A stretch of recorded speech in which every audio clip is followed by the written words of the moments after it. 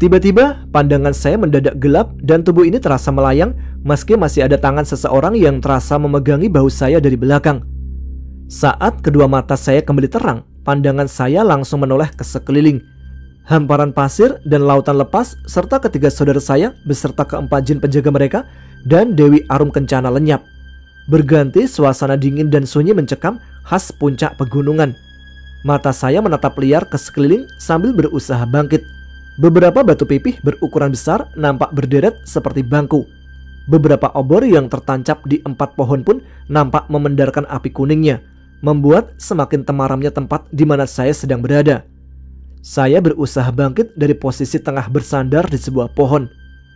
Tubuh saya terjatuh menghantam tanah padas khas daerah pegunungan. "Aduh, sakit," ucap saya yang tengah merasakan rasa perih di kening. Kedua mata saya membesar, begitu menyadari bahwa tubuh saya telah terikat seutas benang tipis berwarna putih seperti benang jahit. Saya bersusah payah berusaha bangkit dan duduk bersila. Benang aneh ini benar-benar merepotkan. Siapa pula yang mengikatkan benda tipis ini ke tubuh gua? Saya mencoba melepaskan diri karena menganggap lemah benang putih yang saat ini melingkari tubuh saya dari lengan hingga pinggang. Tapi gagal. Benang putih tersebut terasa semakin kuat menjerat tubuh saya yang terus mencoba meronta. Saya panggil pedang jagat samudra yang sedang melayang-layang di udara agar mau memutuskan benang putih dan membebaskan saya. Namun pedang pemberian kakek moyang saya itu tidak bereaksi, hanya sesekali bergerak. Sepertinya pedang jagat samudra kembali enggan untuk menuruti kemauan saya. Suara saya terdengar parau dan tidak mau keluar dari dalam tenggorokan. Aneh, apa yang saat ini sedang terjadi dengan gua? Berkali-kali saya mencoba berteriak, tapi tak satupun aksara yang keluar dari lisan. "Maafkan aku, Nger. Aku terpaksa mengikatmu dengan benang langit dan mencabut suaramu sebentar," ucap seseorang yang tiba-tiba terdengar dari arah belakang. Saya yang sedang terikat dengan posisi bersila sedikit terkejut mendengar suara yang terdengar tidak asing. Meski agak sulit, saya berhasil menggeser posisi hingga menghadap ke belakang. Kedua mata saya membesar begitu melihat sesosok kakek tua berbaju gamis putih berjenggot panjang dengan rambut sebahu yang tertutup sorban putih sedang duduk melayang sejengkal di atas permukaan sebuah batu pipih berwarna putih. "Masih ingat kepada aku, Nger?" tanya kakek tersebut sambil tersenyum penuh wibawa. Saya mengerutkan dahi mendengar pertanyaannya barusan. Benak saya mulai mencoba mencari-cari ingatan yang menampilkan sosok kakek tersebut. Saat ingatan saya kembali ke sebuah peristiwa tadi pagi, saat saya hampir memukul seorang tukang bubur, saya ingat wajah kakek tua yang saya temui di sana ternyata sangat mirip dengan wajah beliau. "Benar sekali. Aku yang menghalangimu sebelum melukai seorang pedagang tadi pagi," ucap kakek misterius itu seperti sudah membaca pikiranku. "Kau tahu, Nger, saat ini kau masih ada dalam pengaruh salah satu ajian pengasihan ciptaanku. Aku akan membebaskanmu dari pengaruh ilmu terlarang itu, karena hanya aku yang bisa melunturkannya," lanjut beliau, lalu berjalan mendekat tanpa menapak tanah. Telapak tangan kakek tersebut mulai memegangi kepala saya. Seketika tubuh saya menegang, tak bisa bergerak, meski benang langit terasa mengendurkan ikatannya. Sebuah aliran hawa hangat meresap dari atas kepala dan terus turun ke arah perut. Tubuh saya langsung bergetar hebat seiring rasa mual yang menekan isi perut. Saya muntahkan semua isi perut di atas tanah padas. Cairan hitam pekat berbau sangat busuk tercacar di sana dan langsung terserap ke dalam tanah, menyisakan beberapa cacing hitam yang tubuhnya bersinar merah redup menggeliat-geliat di atas tanah padas lalu lenyap menjadi asap hitam. Sekali lagi saya memuntahkan cairan hitam yang sama. Saya bergidik melihat cacing-cacing yang selama ini hidup di dalam perut saya. Kepala saya terasa jauh lebih enteng seiring emosi yang sudah sangat stabil. Suara saya pun sudah kembali. Benang langit yang mengikat tubuh saya perlahan-lahan terlepas. Benda tipis itu melayang dan langsung menyatu dengan jahitan benang di sorban yang menutupi kepala kakek misterius tersebut.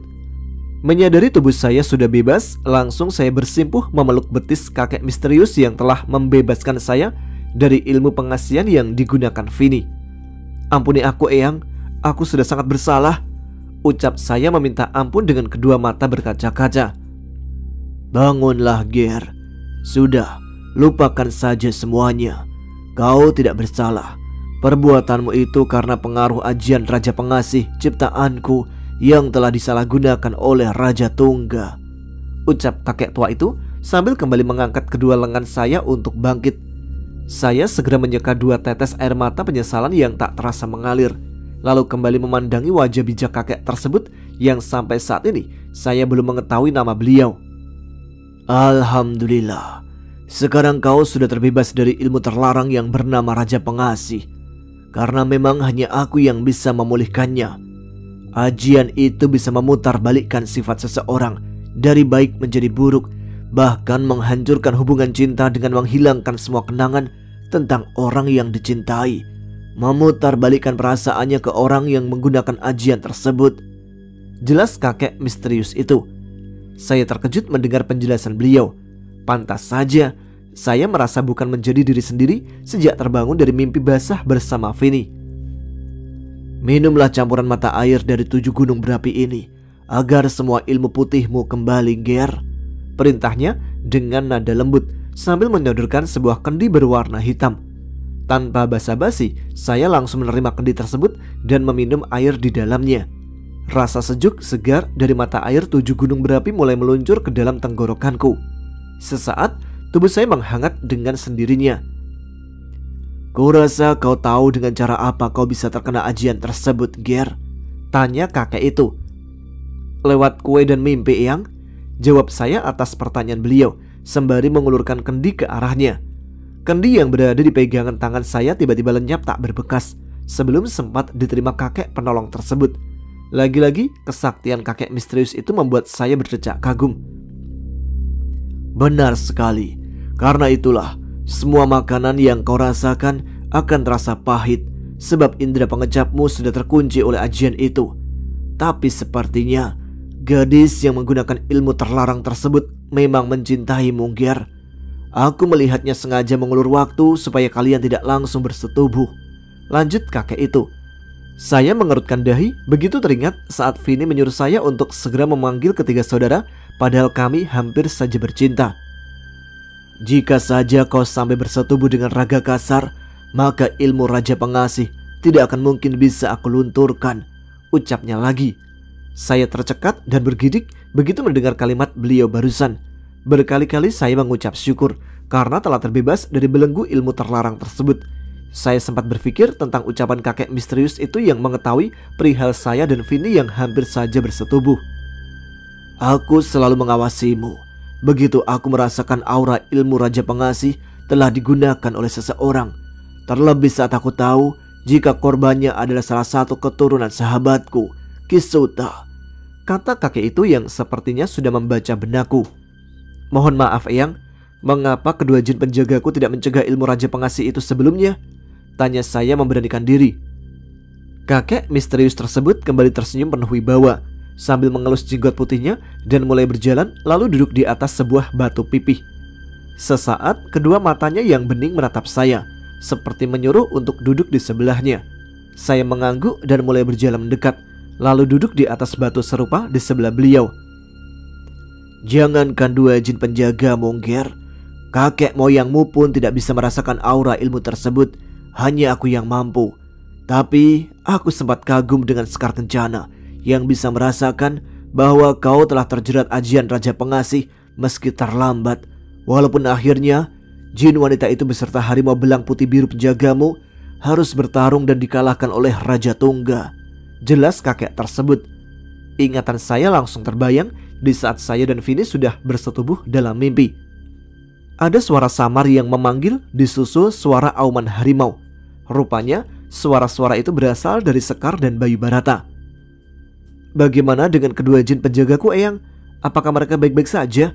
Tanya saya dengan wajah panik karena teringat akan keadaan Sekar dan Bayu Barata yang menjadi tawanan Raja Tungga. Kami berdua dalam keadaan baik, Raden, ucap Bayu Barata yang suaranya terdengar dari belakang. Saya segera menoleh ke belakang dan tersenyum lega melihat Bayu Barata bersama Sekar Kencana sudah berdiri sambil tersenyum manis. Saya langsung bangkit dan menghampiri kedua jin penjaga saya itu dan memeluk Bayu Barata dengan erat. Maafkan kami, Raden, Kami tidak mampu mencegah ilmu Raja Pengasih karena Raja Tungga berilmu sangat tinggi dan berhasil melumpuhkanku serta Sekar Kencana, ucap Bayu Barata dengan wajah penuh penyesalan. Sudahlah Bayu, bagiku keselamatan kalian berdua juga sangat penting. Alhamdulillah kalian sudah terbebas, jawabku sambil melirik ke arah Sekar dan hendak memeluknya pula. Jangan coba-coba memelukku di hadapan penyelamat kita, Kang Mas. Lihat keadaanmu yang masih setengah telanjang, ucap Sekar yang terdengar dalam hati saya. Saya tertegun mendengar omelan Sekar barusan, lalu melirik tubuh sendiri yang ternyata masih hanya mengenakan boxer. Pantas saja, dari tadi saya terus merasakan sensasi dingin dari sapuan angin gunung. Ah, biarlah penampilan saya seperti ini. Lagi pula kakek misterius yang menolong kami tidak mengomentari. Kedua tangan saya yang sudah terrentang hendak memeluk jin cantik itu terpaksa harus saya urungkan dan menggantinya dengan menjabat tangan Sekar. Janggal sekali rasanya berlaku formal dengan Sekar Kencana. Jika bukan atas pertolongan Ki Purwagali, sudah pasti kami berdua masih menjadi tawanan jin durjana yang bernama Raja Tungga. Terima kasih sekali lagi Ki, ucap Sekar sambil menundukkan kepalanya. Saya tersenyum setelah mengetahui nama sosok kakek tua penyelamat kami. Raja Tungga adalah salah satu jin penjaga keturunan Raja Pajajaran. Sedangkan aku adalah jin penjaga resi tertinggi di kerajaan itu. Awalnya Raja Tungga merupakan jin bergolongan putih, tapi itu terjadi saat ia masih beristri Nyi Durga Daksa. Namun karena haus akan ilmu kadikjayaan, akhirnya ia bersatu dengan salah satu kerabat yang berhasil kau bunuh, Ger, jelas Ki Purwagali. Mohon maaf Eyang, jika boleh tahu bagaimana bisa ilmu Raja Pengasih dimiliki oleh Raja Tungga? Tanya saya yang penasaran. Untuk sesaat Ki Purwagali melirik saya sambil tersenyum, lalu melayangkan pandangannya ke arah hamparan luas pohon-pohon tinggi menjulang yang ada di bawah kami. Rasa ingin tahumu sangat kuat, Ger. Baiklah, akan aku ceritakan. Ajian atau ilmu Raja Pengasih aku ciptakan atas permintaan salah seorang putri raja untuk menjerat raja dari kerajaan lain yang berniat menyerang kerajaannya. Tapi setelah aku sadar ada akibat buruk jika ajian terlarang itu disalahgunakan, maka aku sendiri yang mengubur semua mantra dan cara laku tirakat ilmu tersebut di dasar kawah Gunung Gede di dalam sebuah kendi pusaka. Ternyata Raja Tungga mengikutiku dan mengambil kendi itu sebelum ia berpindah ke golongan hitam. Seandainya aku tidak terikat sumpah, niscaya sudah aku lenyapkan Raja Tungga. Semua memang salahku, Ger, jelas Ki Purwagali yang menatap kosong ke arah depan. Saya sempat melirik ke arah Sekar dan Bayu Barata. Kedua jin penjaga itu membalas tatapan saya dengan sama-sama mengerutkan dahi. Bagaimana jika aku atau kedua saudara laki-laki yang lain kembali terjerat ilmu tersebut, Eyang? Tanya saya lagi yang memang belum puas. Jangan takut, Ger. Seseorang yang sudah pernah terjerat oleh ilmu Raja Pengasih dan disembuhkan olehku akan kebal dengan sendirinya dari ilmu yang sama atau ilmu-ilmu pengasihan sejenis. Untuk kedua saudaramu, nanti aku sendiri yang akan memberikan raja untuk menangkal ilmu tersebut, jawab Ki Purwagali yang disusul dengan senyuman khas penuh wibawa. Saya mengangguk faham akan penjelasan beliau. Sebaiknya kau lekas kembali dan temui kekasihmu, Ger. Aku sudah menuntun Sukmanya untuk kembali ke raga kasarnya. Aku juga sempat menemui ibumu dan menjelaskan semua yang terjadi kepadamu lewat mimpi, kata Ki Purwagali yang membuat saya langsung tercekat. Saya tersentak mendengar ucapannya dan hendak bertanya lagi ke arah beliau tentang maksud dari ucapannya barusan, tapi dicegah oleh Sekar. Sambil mengangguk hormat, saya bersama Sekar dan Bayu Barata pun memohon diri untuk pulang. Tunggu dulu, Ger.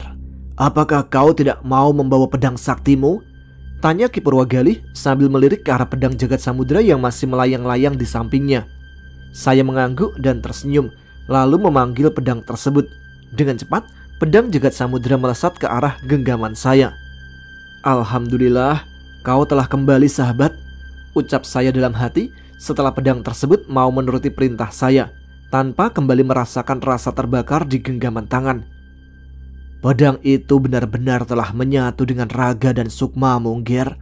Meskipun ia sempat melesat keluar dari bahu kanan, Karena kau masih berada dalam pengaruh ajian Raja Pengasih, ia tetap mau membantu untuk menolong ketiga saudaramu saat pertempuran tadi. Puji Ki Purwagali yang disambut dengan getaran pedang jagat samudra. Saya tersenyum dan mencium pedang kesayangan saya itu, lalu memasukkan pedang tersebut ke arah bahu. Suara seperti dua bilah besi saling bergesekan terdengar saat pedang jagat samudra masuk ke dalam bahu kanan saya.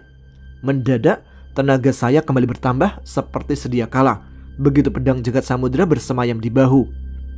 Sebaiknya kita ke rumahmu dulu, Kang Mas. Kau harus membersihkan diri dengan mata air 7 gunung berapi agar sisa-sisa ilmu kotor tersebut hanyut bersama airnya. Nanti aku dan Bayu Barata yang akan mencari, ucap Sekar sambil memegang bahu saya. Saya mengangguk 1 kali. Dalam hati, saya tidak sabar untuk menemui ibu dan bersimpuh memohon ampun atas tindakan salah yang telah saya lakukan pada wanita yang sangat saya cintai itu. Setibanya di rumah, ternyata hari sudah pagi. Jam dinding di kamar saya menunjukkan pukul 7. Saya langsung mencari ibu yang tidak ada di dapur. Saya segera berlari ke kamarnya, tapi tidak mendapati sosok yang pernah saya bentak itu. Beberapa tempat lain di bagian rumah saya jelajahi, tapi semuanya kosong, tanpa ada sosok ibu dan juga Ayu. Sementara, Sekar dan Bayu Barata telah tiba kembali dengan membawa 7 buah kendi coklat yang melayang-layang di belakang mereka. Saya segera menuangkan 7 mata air dari 7 gunung berapi yang dibawa kedua jin penjaga saya itu ke dalam kolam air di kamar mandi. Bismillah. Tak lupa saya mengucap asma Allah sebelum mengguyur seluruh tubuh dengan air kolam yang sudah bercampur dengan mata air 7 gunung berapi. Dinginnya air membuat tubuh saya menggigil namun terasa segar. Anehnya, meski tanpa taburan kembang 7 rupa, tapi air kolam yang sudah bercampur dengan mata air 7 gunung berapi berbau harum. Saya tidak menggunakan sabun maupun sampo sesuai pesan Sekar karena akan bertentangan dengan hawa murni air tersebut. Selepas mandi, saya langsung ke kamar untuk mengganti boxer dan memilih celana pendek serta kaos tipis berbahan katun. Tiba-tiba, telinga saya menangkap suara tawa Ayu dari luar kamar.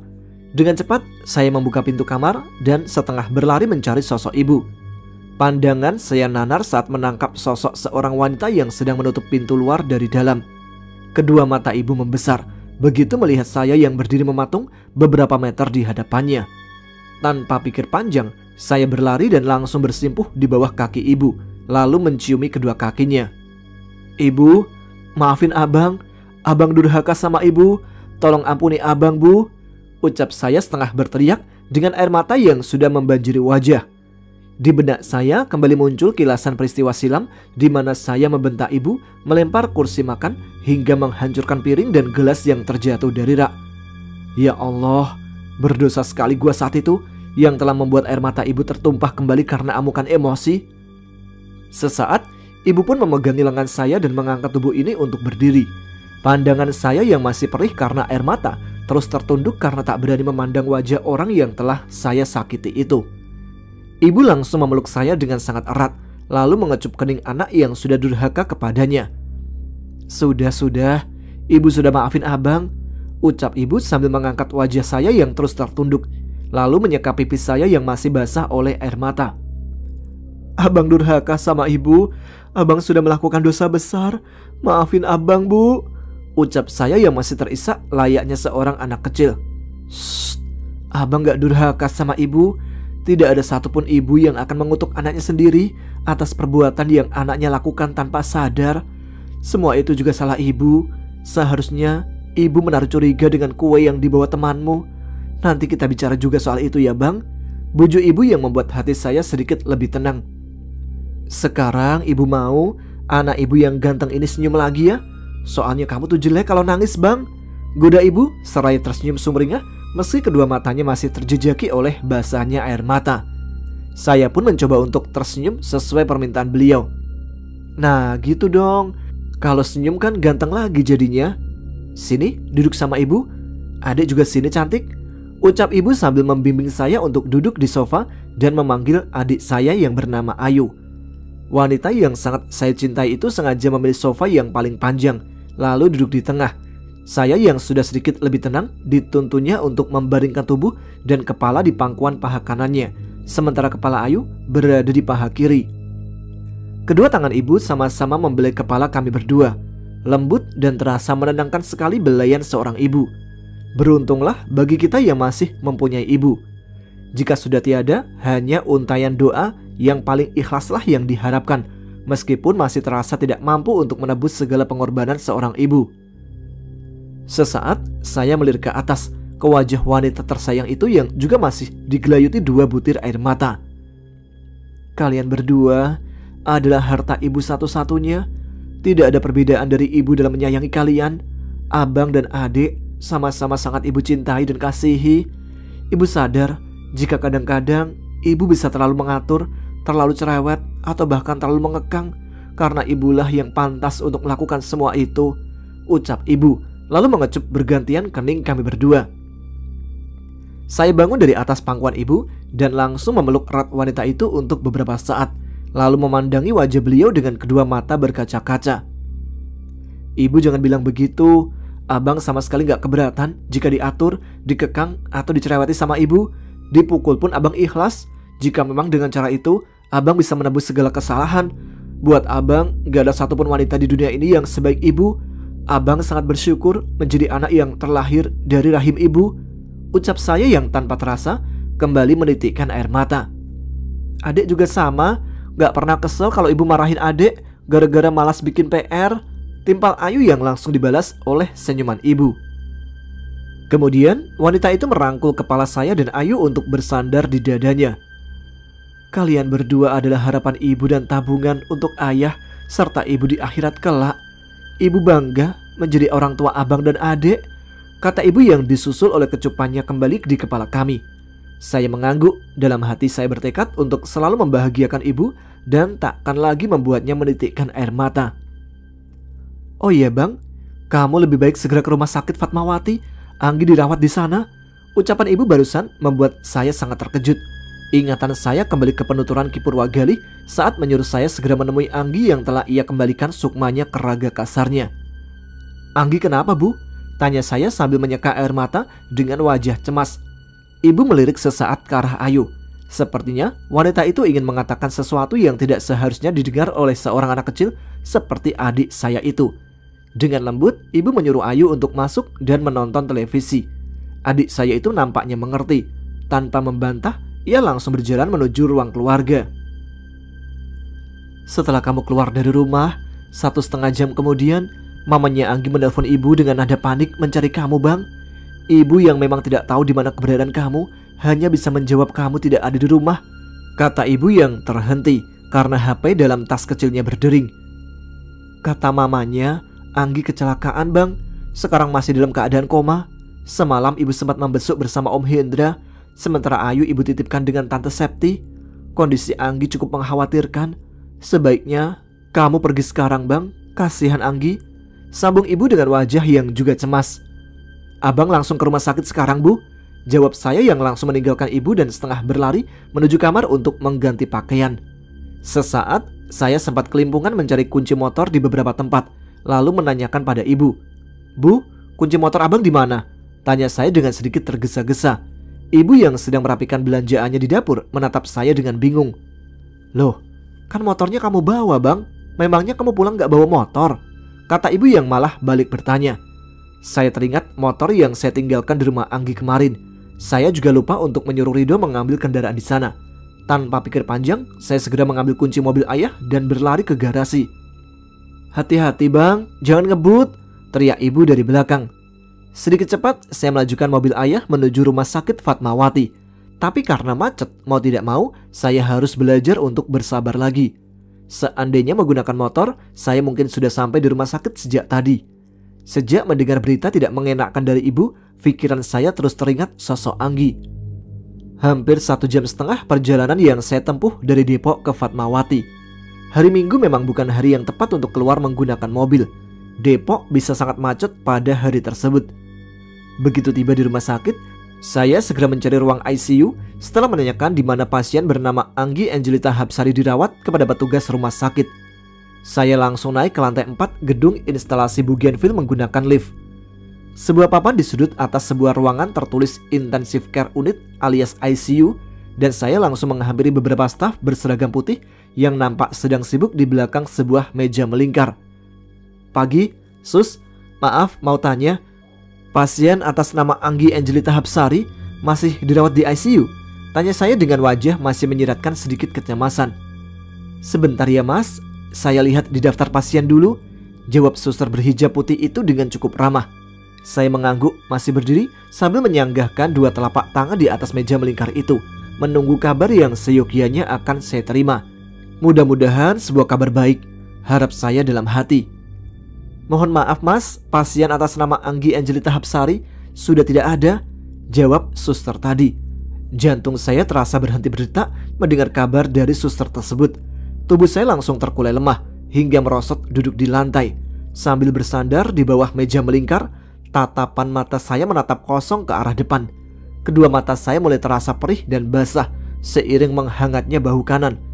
Dalam hati saya memaki diri sendiri yang tak pernah luput dari cobaan.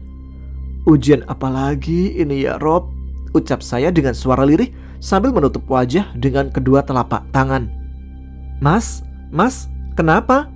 Tanya suster itu yang keluar dan menghampiri saya lalu beberapa kali menepuk bahu. Sejak kapan meninggalnya sus? Tanya saya dengan suara bergetar dan wajah yang sudah dibasahi air mata, mencoba menahan luapan emosi. Loh, siapa yang meninggal? Maksud saya, pasien yang mas cari itu sudah tidak ada karena sudah dipindahkan ke ruang rawat inap VVIP di lantai 6 gedung Profesor Dr. Sularto mas. Jawab suster yang nampak sedikit panik melihat saya jatuh terduduk lemas di lantai.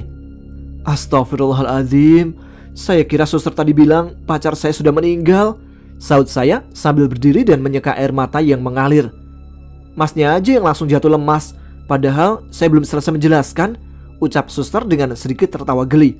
Ya elah, gue lagi panik begini malah diketawain, gumam saya dalam hati. Iya maaf sus, soalnya saya baru dapat kabar tentang kecelakaan yang dialami pacar saya hingga koma, jawab saya sambil menggaruk kepala. Masa kritisnya sudah lewat mas, seharusnya pacarnya itu masih dirawat di sini, minimal di ruang high care. Tapi karena terus meminta pindah dan kondisinya yang luar biasa cepat pulih, mau tidak mau kita pindahkan. Kebetulan orang tuanya juga mengenal direktur rumah sakit. Ya sudah, terima kasih banyak sus informasinya, ucap saya yang dijawab dengan senyuman ramahnya.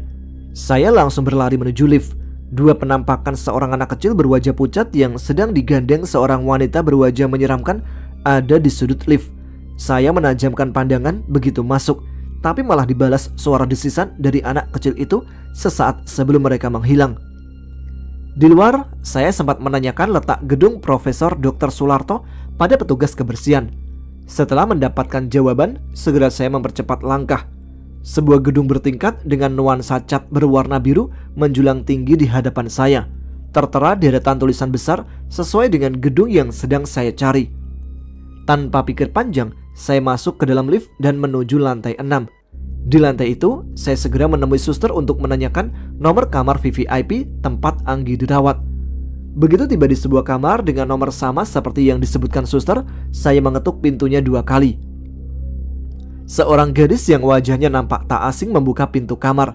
Sebuah senyuman tersungging di wajahnya lalu membuka pintu cukup lebar. Beb, panggil Anggi dari belakang yang masih terbaring lemah.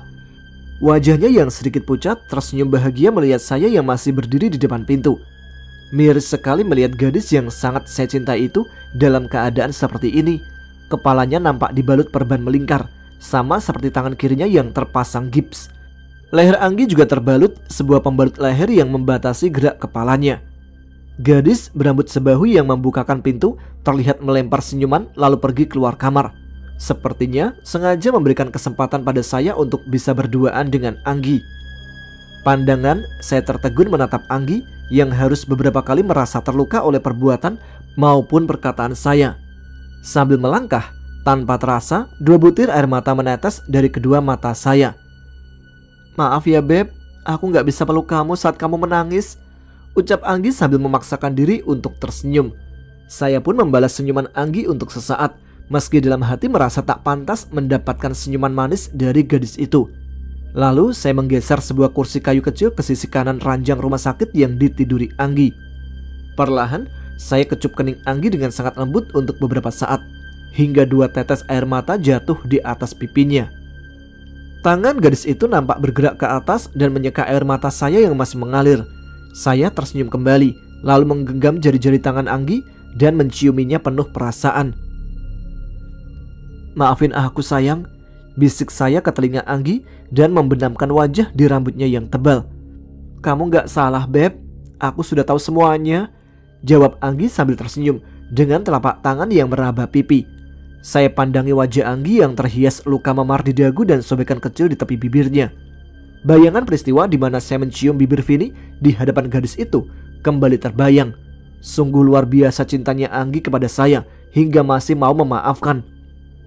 "Karena aku kamu jadi begini, Yang," ucap saya lirih sambil menyentuh wajahnya dan membelai lembut pipi Anggi.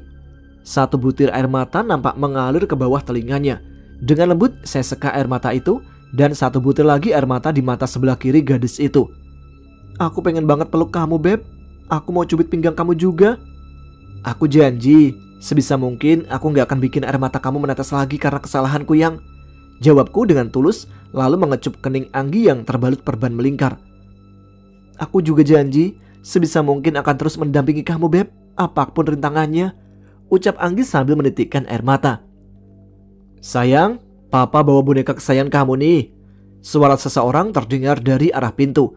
Ternyata papanya Anggi yang datang sambil tersenyum. Mendadak senyuman di wajah laki-laki itu lenyap seketika begitu melihat sosok saya yang sedang duduk di samping kanan putrinya. Saya yang masih duduk di atas kursi kecil di sisi kanan Anggi langsung berdiri dan memberi senyuman ke arah papanya. Bukan senyuman balasan yang saya dapatkan, malah laki-laki berusia 45 tahunan itu melemparkan boneka yang dibawanya dan melangkah dengan cepat ke arah saya. "Berani-beraninya kamu datang ke sini," ucap papanya Anggi sambil mencengkram kerah baju yang saya kenakan. Sebuah pukulan tangan kanannya tepat mendarat pipi kanan saya dan berhasil membuat saya jatuh tersungkur di atas sofa. "Papa!" panggil Anggi dari belakang dengan suara lirih. Sementara papanya Anggi lagi-lagi menarik kerah saya tanpa memperdulikan panggilan anak gadisnya itu. Saya sendiri sangat-sangat berusaha meredam emosi dan hawa hangat pedang jagat samudera yang mulai terasa di bahu. Laki-laki yang kelak mungkin akan menjadi papa mertua saya itu, jika memang berjodoh dengan Anggi tentunya, terus menyeret saya keluar dari ruangan dan melempar tubuh saya hingga membentur tembok kamar di depan kamar Anggi. "Karena kamu, anak saya mengalami kecelakaan dan harus koma," ucap papanya Anggi dengan suara bergetar, pertanda emosinya meluap sambil menunjuk-nunjuk muka saya. "Maafin saya, Om. Saya janji gak akan membuat Anggi kecewa lagi," ucap saya dengan wajah tertunduk. "Persetan sama janji kamu. Mulai hari ini jangan coba-coba menemui Anggi atau saya laporkan kamu ke polisi. Paham?" bentak papanya Anggi dengan wajah merah padam, lalu membanting pintu ruangan VVIP tempat anaknya dirawat itu dengan cukup keras. "Astagfirullah," ucap saya beristighfar sambil mengelus pipi kanan yang masih menyisakan nyeri. Saya sempat mendengar papanya Anggi membentak sesekali dari dalam sebelum pergi meninggalkan tempat itu dengan perasaan bercampur aduk. Sepertinya akan cukup menguras otak dan tenaga untuk kembali bisa menemui Anggi. Ya sudahlah, yang penting saya sudah tahu keadaan Anggi telah jauh lebih baik, dan yang terpenting cewek saya itu sudah memaafkan saya. Mungkin Ki Purwagali sempat menjelaskan pada Anggi akan apa yang sudah terjadi sewaktu mengembalikan sukma gadis itu ke raganya. Soal larangan papanya Anggi, saya tidak terlalu ambil pusing. Saya akan memperjuangkan cinta saya kepada Anggi karena saya yakin gadis itu akan mau berjuang bersama saya. Tak apa-apalah, pipi kanan ini harus menerima jotosan papanya Anggi, karena wajar sekali menurut saya. Seorang ayah akan melindungi anak perempuannya. Saya pun akan melakukan hal yang sama jika saya menjadi seorang ayah. Akan saya lindungi anak saya sampai titik darah penghabisan. "Imam!" Tiba-tiba seseorang dari arah samping terdengar memanggil nama saya. Saya menoleh ke arah sumber suara dan tertegun melihat seorang gadis berambut keriting sedang duduk di kursi roda sambil didorong oleh seorang perawat. "Binar?" tanya saya dengan kedua mata membesar. Gadis itu tersenyum manis sambil mengacungkan kedua tangannya yang memberikan tanda damai. Saya segera menghampiri dengan setengah berlari ke arahnya. "Hei, lu udah sadar, Bin?" tanya saya yang dibalas dengan cubitan di tangannya. "Ih, baru ketemu itu harusnya nanya kabar dulu. Gue sehat atau enggak?" katanya dengan sedikit menggerutu. Iya, maaf Bin. Habisnya gue excited banget ketemu lu, Bin," jawab saya sembari menggaruk-garuk kepala. Sesaat gadis itu memperhatikan wajah saya cukup lama. "Sus, biar teman saya aja ya yang menggantikan." "Mam, dorongin kursi roda gua ya," perintah Binar setelah mempersilahkan suster yang menjaganya untuk pergi. Dengan tatapan keki, saya segera melangkah ke belakang kursi roda gadis itu dan mendorongnya perlahan. "Bonyok di pipi lu bekas sisa pertempuran ngelawan Raja Siluman, Mam?" tanya Binar meledek. Saya tertawa sesaat mendengar ledekannya barusan. Mana mungkin pertempuran gaib yang sudah terjadi beberapa bulan yang lalu masih menyisakan luka. "Enggak lah, Bin, ini sisa hasil tonjokan calon mertua gua barusan," jawab saya yang terhenti di sebuah kaca cukup besar yang tergantung di dinding dan mulai memeriksa pipi kanan saya yang terpantul dengan jelas. Memang benar ucapan Binar, pipi saya terlihat biru. Sakti juga papanya Anggi ternyata. Mau tidak mau, saya harus menemui Rido sepulangnya dari sini untuk memintanya menyembuhkan luka lebam ini. Kalau sampai ibu lihat, bisa berabe urusannya. "Lu serius, Mam? Kok bisa kena tampol gitu? Jangan-jangan lu hamilin anaknya ya?" tanya Binar sekenanya. Saya langsung menoleh ke arah gadis itu dan melotot ke wajahnya. "Emang gue cowok apaan? Hamilin anak orang, ganteng-ganteng gini, gue masih tahu batasan dalam pacaran, Bin," jawab saya yang mulai mendorong kursi rodanya.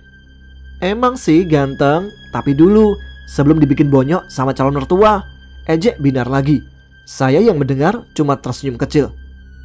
"Temenin gue sebentar ya, Mam, gue kangen deh sama kalian semua," pinta Binar.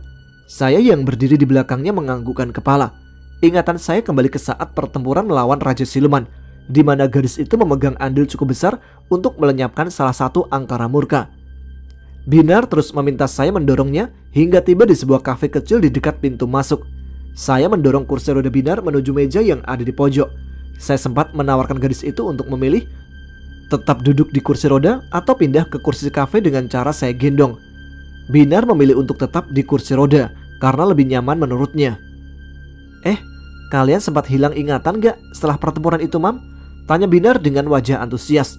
Saya mulai menceritakan semuanya yang terjadi dengan saya, Rido, Bimo, dan Suluh sejak kembalinya sukma kami ke Raga Kasar hingga kemunculan Raja Tunggal semalam. Dengan raut wajah serius, Binar mendengarkan penuturan saya. "Oke, sekarang giliran gua, Mam. Selepas membantu kalian melawan Raja Siluman, sukma gua kembali ke Raga dan gua pun tersadar dari koma yang cukup lama. Tapi tubuh gua yang cukup rusak terpaksa harus terus menjalani perawatan di sini. Ya, sampai hari ini lu lihat gua, kondisi gua sudah lebih baik sekarang, Mam," jelas Binar dengan diakhiri sebuah senyuman. Sepulangnya dari rumah sakit, saya langsung ke rumah Rido. Ternyata di sana sudah ada Bimo dan Suluh. Sepertinya mereka sengaja menunggu penjelasan saya akan semua hal yang terjadi. Sambil cengengesan, saya masuk ke dalam kamarnya. "Oh, jadi ini orangnya yang mau minjem senjata kita buat selingkuhannya," ledek Suluh.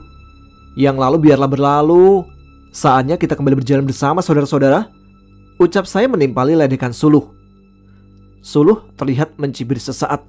Sementara saya langsung mengeluarkan sebatang rokok lalu membuka jendela kamar Rido. "Laga lu kayak orang bener aja, bre, sok puitis," kata Rido menimpali Suluh. "Udah deh, gue minta maaf soal kemarin, guys. Lu kan tahu gimana sejarahnya gue bisa sampai kayak gitu," jawab saya yang mulai malas mendengar cibiran Suluh dan Rido. "Iya sih, lagian gue heran Vini bisa segitu putus asanya sampai-sampai pakai pelet buat elu," ucap Suluh sambil bertopang dagu dengan ujung lututnya. "Resiko orang ganteng ya, bre," jawab Rido sambil mengajak tos. "Semalam kita didatangi Ki Purwagalih, Mam. Gua, Rido sama Suluh dikasih raja nih di lengan kanan," kata Bimo sambil mengangkat lengan kaos kanannya. Saya sedikit terkejut mendengar ucapan Bimo. Cepat sekali kakek penolong itu membentengi mereka, termasuk Suluh. Dengan cepat saya letakkan rokok yang masih menyala di pinggir asbak, lalu menggeser duduk mendekati Bimo. "Mana? Gak kelihatan, Bim?" tanya saya sembari mengerutkan dahi dan memperhatikan lengan kanan Bimo. "Pakai mata batin, Oon. Namanya raja gaib ya gak kelihatan kalau dilihat pakai mata telanjang," ejek Rido sambil menendang bokong saya. Saya cuma nyengir kuda mendengar ejekan Rido. Langsung saya membuka mata batin dan kembali memperhatikan lengan Bimo. Selarik tulisan huruf Arab berwarna keemasan dengan pola melingkar mulai terlihat. Di tengah lingkaran nampak lafal Allah Subhanahu wa Ta'ala. Sementara di sisi luar tulisan huruf Arab itu terlihat barisan kalimat dengan aksara Sanskerta atau mungkin Jawa kuno yang saya tidak mengerti maknanya. Saya menganggukkan kepala sesaat lalu kembali duduk di tempat semula dan mengambil rokok. Muka lo biru begitu kenapa, Bre? Tanya Rido penasaran. Saya tersentak karena ucapan Rido barusan menyadarkan maksud saya menemuinya di sini. Saya mulai menceritakan semua tentang Anggi. Dari mulai saya datang ke rumahnya bersama Vini sampai yang terakhir saya mendapatkan hadiah bogem mentah dari bokapnya di rumah sakit. Beberapa saat ketiga saudara saya itu tertawa keras di atas penderitaan yang saya alami. Beberapa kali mereka kembali meledek saya. Udah dong, jangan ketawain gua terus. Obatin nih pipi gua. Kalau nyokap tahu bisa panjang urusannya ini. Pintas saya sambil menarik kaki Rido yang sedang duduk hingga ia terseret ke depan. Sesekali saudara saya yang paling koplak itu masih tertawa. Lalu mulai ia gosok-gosokkan kedua telapak tangannya sambil membaca sesuatu. Sensasi hawa hangat terasa keluar dari telapak tangan Rido yang berada kira-kira 1 inci dari pipi. Saya sempat melirik ke arah pipi kanan. Ada kepulan asap tipis keluar dari sana. Udah Bre, coba lu ngaca tuh di lemari gua. Perintah Rido yang langsung membuat saya bangkit dan melangkah ke arah lemarinya. Beberapa saat saya bercermin memperhatikan wajah. Benar kata Rido, wajah saya sudah kembali seperti semula tanpa ada lagi luka lebam di pipi saya. Makasih ya Bre, ucap saya pada Rido dengan singkat, lalu duduk kembali di sebelahnya. Ngomong-ngomong, gua rasa kita harus lebih waspada deh kayaknya guys. Kemunculan Raja Tungga bisa menjadi sebuah isyarat akan munculnya jin lain yang kekuatannya berada di atas Raja Siluman. Kata Suluh yang membuat kami semua memandangnya. Ucapan gadis itu memang patut kami benarkan. Raja Tungga sempat mengatakan bahwa ingin membalas dendam akan kematian Raja Siluman. Bisa jadi akan ada jin lain yang berniat sama. Ngomong-ngomong, lu udah sempet kimpoi belum sama Vini Bre? Tanya Rido sambil mengedipkan mata. Pertanyaannya cukup membuat kedua mata saya membesar. Saya malas untuk mengingat kembali rentetan kejadian yang saya alami bersama Vini. Gua malas ceritain soal dia doh. Pengen gua lupain semua yang ada kaitannya sama dia. Jawab saya sedikit enggan. Minta Sekar gunain ajian puter angin aja Mam. Saran Bimo yang membuat saya tertegun. Gak usah Bim, biar ini jadi salah satu kenangan pahit gua dalam hidup. Sampai kapanpun gua gak akan melupakan perbuatan Vini. Jawab saya menolak usulan Bimo. Anyway, gua tadi ketemu Binar di rumah sakit. Dia titip salam kepada lu pada guys. Ucap saya mengalihkan pembicaraan. Hah? Yang bener lu Mam? Jadi Binar udah sadar dari komanya? Tanya Suluh bersemangat. Udah, tapi tubuhnya masih sakit karena kecelakaan dulu. Sekarang lagi jalanin terapi rutin di sana. Jawab saya sambil menyalakan sebatang rokok lagi. Sepulangnya dari rumah Rido, saya langsung ke rumah dan disambut oleh ibu. Beliau nampak duduk menunggu di teras bersama Ayu yang asik memainkan tablet pemberian almarhum ayah. Saya dan ibu sempat berbincang soal kemunculan Ki Purwagalih di mimpi ibu. Beberapa pertanyaan yang menyerempet ke arah kemampuan yang saya miliki sempat terlontar dari lisan ibu. Tapi saya menepisnya dengan mengatakan bahwa semua itu di luar sepengetahuan saya. Ibu juga sempat menyinggung tentang motor. Saya bilang ada di rumah Anggi dengan alasan mau diservis. Karena tidak begitu paham akan dunia motor, ibu hanya mengiyakan saja jawaban yang saya berikan.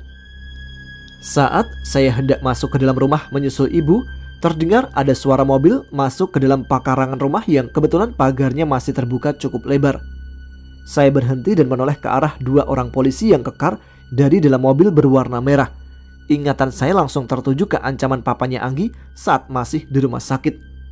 Kok ada polisi bang? Tanya ibu yang juga berhenti melangkah sambil menatap bingung ke arah mereka. Abang juga gak tahu bu, jawab saya yang sama-sama bingung. Selamat sore, bisa bertemu dengan saudara Imam? Tanya salah satu perwira polisi yang berkumis tipis seraya memberikan salam hormat. Saya sendiri pak, ada apa ya? Tanya saya dengan wajah polos. Ada apa? Bapak-bapak mencari anak saya? Apa ada masalah pak? Sambar ibu dengan wajah mulai cemas. Bisa ikut kami ke kantor sekarang di Imam? Jawab polisi yang tubuhnya sedikit gemuk. Sesaat saya menatap ibu yang rasa cemasnya semakin terlihat di wajah. Bisa pak, tapi ada masalah apa yang menyebabkan saya harus ke kantor polisi pak? Tanya saya kembali perihal alasan kedua polisi tersebut. Sejenak mereka nampak saling berpandangan. Ini terkait menghilangnya seorang gadis yang bernama Vini. Menurut ibunya, orang terakhir yang bersama anaknya adalah Anda. Jawab polisi yang dari label namanya bernama Agus. Saya cukup terkejut mendengar penuturan Pak Agus. Dalam hati, saya bertanya-tanya kemana Raja Tungga membawa Vini sampai sekarang. Kami hanya ingin meminta keterangan saja bu, tidak usah panik. Jika memang anak ibu tidak terkait, maka akan kami pulangkan ke rumah. Jawab Pak Agus dengan wajah cukup ramah, berusaha menenangkan ibu. Udah Bu, gak usah cemas, abang bakalan baik-baik aja kok, ucap saya pada ibu sambil tersenyum. Silakan ikut kami Dek, pinta rekannya Pak Agus dengan sopan. Sial, gak ada habisnya, Vini membuat gua susah, maki saya dalam hati. Pak, apa tidak bisa dimintai keterangan di sini saja? Tanya ibu dengan kedua mata sudah berkaca-kaca. Suara deringan HP Pak Agus sempat mengulur waktu rekannya untuk menjawab pertanyaan ibu. Pak Agus sendiri segera berjalan sedikit menjauh lalu mengangkat HP-nya. Mohon maaf ibu, kami hanya menjalankan tugas dari atasan. Prosedurnya memang seperti ini, jawab rekannya Pak Agus. Dari arah lain, Pak Agus terlihat kembali menghampiri kami bertiga.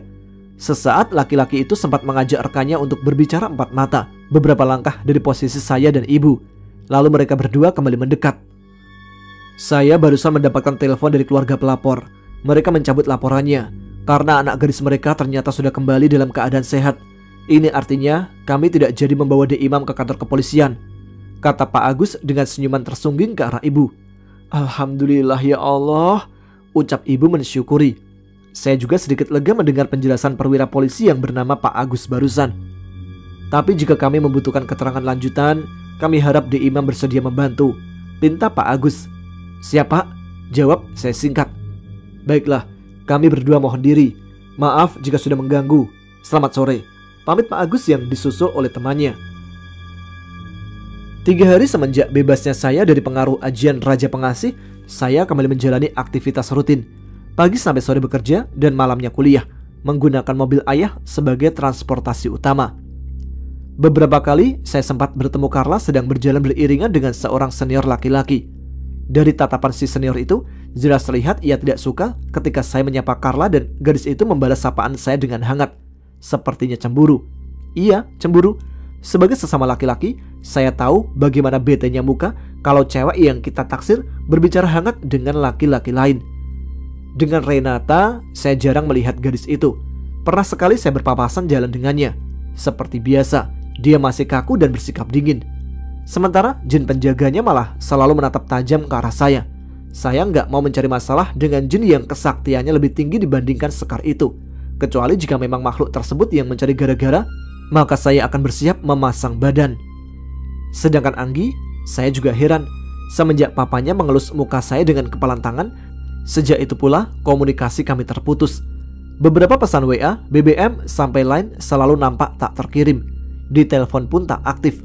Sepertinya cewek saya itu benar-benar sedang berusaha untuk dijauhkan dari saya oleh keluarganya. Saya harus menguatkan nyali untuk mendatangi rumahnya Sabtu besok. Hari ini, Sabtu, jam 1 siang, saya sudah bersama Rido di depan gerbang rumah Anggi. Udah bre, lo pakai ilmu tembus pandang buat mantau isi rumahnya Anggi sekarang. Lagian sama calon mertua pakai takut. Giliran Raja Siluman aja lu mampusin. Ledek Rido yang masih bersandar di motornya, sementara saya sudah berdiri di sampingnya. Bukannya takut dalam arti musuh bre, gua segan aja. Ah, susah kalau ngomong serius sama lu mah, jawab saya sambil memfokuskan pandangan ke arah gerbang. Rido sempat tertawa mendengar jawaban saya barusan. Saya tidak memperdulikan Rido. Dalam hati, saya membaca mantra ilmu tembus pandang dan mulai menyalurkan tenaga dalam ke kedua mata. Samar-samar, saya melihat dua sosok manusia di antara beberapa makhluk halus. Saya tajamkan kembali pandangan ke arah dua sosok tersebut. Pandangan saya mulai jelas, melihat Anggi sedang berbaring di atas tempat tidur. Saya tersenyum melihat gadis cantik itu, lalu menajamkan pandangan ke arah seorang pemuda yang duduk di dekat Anggi dengan posisi membelakangi pandangan saya. Kampret, siapa tuh cowok di kamar Anggi? Tanya saya dengan nada kesal. Hah? Wah, bahaya nih bre, bahaya. Jangan-jangan cewek lu selingkuh bre. Tanggap Rido yang membuatku bertambah kesal. Diam lu nyat. Bentar nih, tuh kampret mulai muter mukanya. Saut saya yang melihat sosok pemuda yang sedang duduk di dekat Anggi mulai bangkit dan berjalan. Ya elah, gua kirain siapa. Ternyata si Mahu Anton, anjir. Gerutu saya sekaligus langsung menutup ilmu tembus pandang begitu melihat siapa gerangan sosok laki-laki yang ternyata adalah Anton. Kembali Rido tertawa terbahak-bahak menertawakan saya. Saya sendiri juga tertawa karena sempat terpancing emosi begitu melihat ada cowok lain di kamar Anggi. Ya udah, gue masuk sekarang ke sana bre. Lu balik aja duluan. Gue balik sendiri ntar sambil bawa motor gue. Perintah saya kepada Rido yang langsung dibalas dengan salam tos ke tangan saya. Begitu saudara saya itu pergi dengan motornya, saya segera membuka gerbang dan berjalan masuk ke halaman rumah Anggi. Pandangan saya sempat melihat ke garasi, mencoba mencari motor metik pemberian ibu yang sempat saya tinggal minggu lalu. Kening saya mengkerut karena tidak mendapati adanya kendaraan itu. Beberapa kali bel rumah Anggi saya tekan. Terdengar suara orang berjalan dari dalam menghampiri pintu. Pangeran yang datang, kata Anton dengan wajah sedikit terkejut untuk sesaat, tapi langsung tersenyum sumringah. Saya berusaha menahan rasa mual dalam perut begitu melihat senyuman laki-laki itu. Cewek gua ada, Ton? Tanya saya berpura-pura tidak mengetahui keberadaan Anggi. Kasih tahu nggak ya? Kalau dikasih tahu, lu mau ngasih gua apa? Imam ganteng? Tanya Anton sambil tersenyum aneh. Yang kiri apa yang sebelah kanan? Lu tinggal pilih, Ton. Jawab saya seraya mengacungkan dua kepalan ke depan wajahnya. Ih, lu tuh bikin gua gemes aja, Mam. Kalau bukan lekongnya Anggi, gua udah embat lu, ucap Anton sambil membuka pintu lebar-lebar.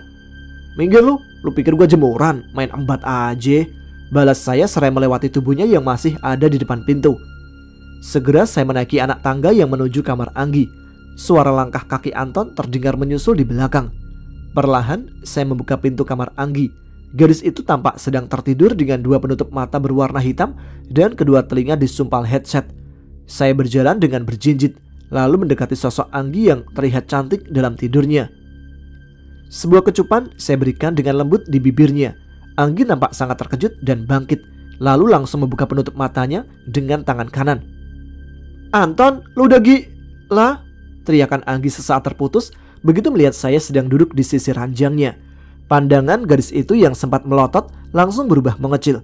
Raut wajahnya yang kesal terlihat tersenyum bahagia. Hei, kangen aku ya? Tanya saya sambil mencolek hidung bangirnya Anggi.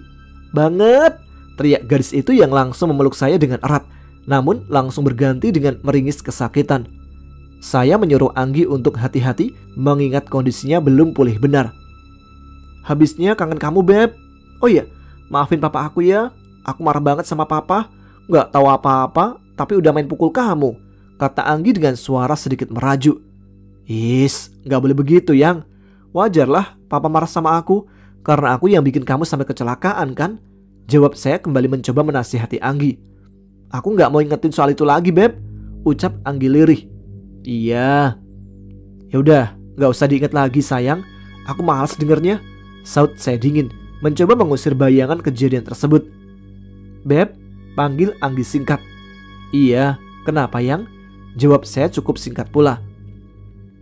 Aku minta maaf, ucap Anggi yang membuat saya mengerutkan dahi. Maaf? Untuk apa, Yang? Kan aku yang salah, tanya saya agak bingung. Bukan soal itu, tapi soal motor kamu di rumah aku, jawab Anggi kembali. Oh iya, motor aku ketinggalan di rumah kamu ya? Kuncinya ada di sana kalau nggak salah, saut saya yang teringat soal motor yang baru beberapa bulan saya miliki. Justru itu aku mau minta maaf, motor kamu udah nggak ada, Beb, saut Anggi sedikit ragu-ragu. Maksud kamu? Tanya saya tidak mengerti. Tapi janji nggak boleh marah ya, pinta Anggi dengan nada memelas. Dalam hati perasaan saya mulai tidak enak. Biasanya kalau Anggi meminta saya untuk tidak marah sebelum mengatakan sesuatu, ada hal buruk yang sudah terjadi. Iya, aku janji gak marah. Udah, bilang aja soal motor aku, Yang. Tanya saya yang semakin penasaran. Motor kamu aku bakar, jawab Anggi yang langsung saya balas dengan kalimat istighfar. Kok bisa? Tanya saya sedikit menaikkan nada. Tuh kan, tadi kamu udah janji gak bakal marah, saut Anggi lirih. Berkali-kali saya mengurut dada dan mencoba mengatur nafas agar emosi saya menurun. Gak lama kamu pergi dan sebelum aku mengejar mobil perek itu, aku sempat ambil bensin dan aku siram ke motor kamu. Baru aku lemparin korek api. Setelah itu baru aku mengejar mobil yang bawa kamu pergi. Habis itu aku inget mobil aku disalip motor dan oleng, terus nabrak tiang listrik. Aku gak inget apa-apa lagi. Tahu-tahu aku ketemu kakek tua berbaju gamis seperti dalam mimpi, padahal sedang koma. Beliau menjelaskan semua yang sedang terjadi sama kamu. Gitu ceritanya, Beb. Maaf ya. Jelas Anggi cukup panjang.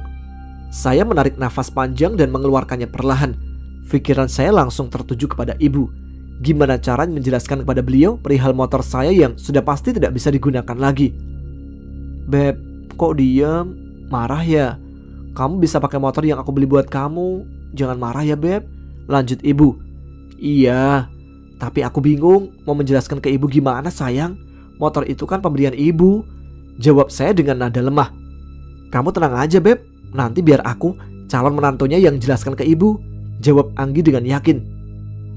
Oh iya, ini nomor aku yang baru.